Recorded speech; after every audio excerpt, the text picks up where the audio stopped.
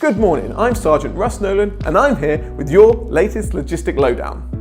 As usual, the Corps has been very busy over the last 6 months, with all trades contributing to the Army in both terms of training and operations. Vast numbers of the Corps were instrumental in the success of exercises Trident Juncture and Safe Syria 3 last year. Closer to home, EOD have been out and about keeping everybody safe. Recently they were called to the University of Glasgow to investigate a suspicious package and had to carry out a controlled explosion. Keep up the good work. Now that RLC 25 is drawn to a close, it's been great to see all the events the regiments have laid on throughout the year. The Corps has marked the end of RLC 25 with a dinner at the Guildhall in London, which was attended by many members of the Corps and the Colonel-in-Chief, Her Royal Highness the Princess Royal. A great night was had by all.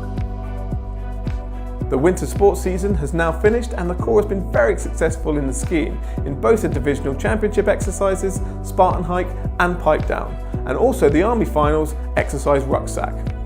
The Corps has also had men and women's success in the Inter-Services Snow Sports Championship, with Captain Holly Suff placing first in the slalom and fourth in the downhill, and Private Rob Poff placing first in 3 events and first overall. More videos on winter sports within the RLC can be seen in the video section of the Facebook page. As it is the end of RLC 25, we'll leave you with a message from the Colonel-in-Chief. Members of the family, it's always been a real privilege to be asked to be Colonel-in-Chief. And to be a Colonel-in-Chief of a Corps is a bit more of a challenge, because that requires, a greater spread of activity and knowledge and numbers. And it is quite a challenge to get round everybody. And a Corps the size of the RLC, that's I probably need a few more years to get around everybody, I suspect. I do think for those who were very much part of the formation of the Corps, that was a real challenge. I really do think that was a real challenge.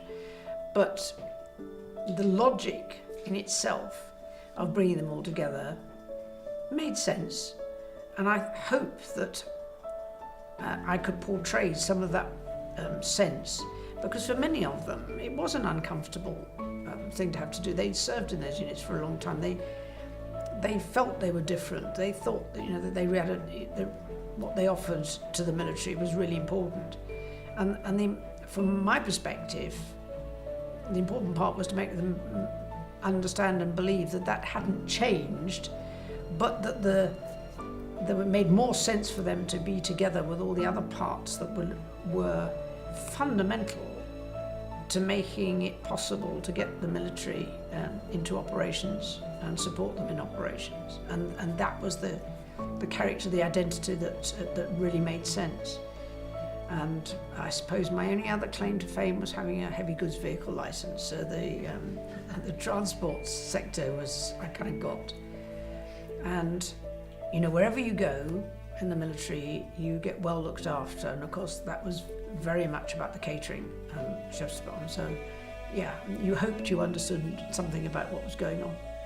If you're looking for a career with a considerable amount of opportunities, of real interest and real value for the future, the Corps is not a bad place to be.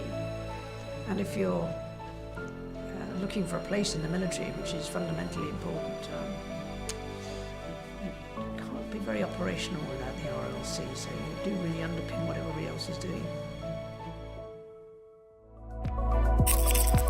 Finally, don't forget to keep using the RLC hashtag, which you can now use across all social media platforms, #WeAreTheRLC.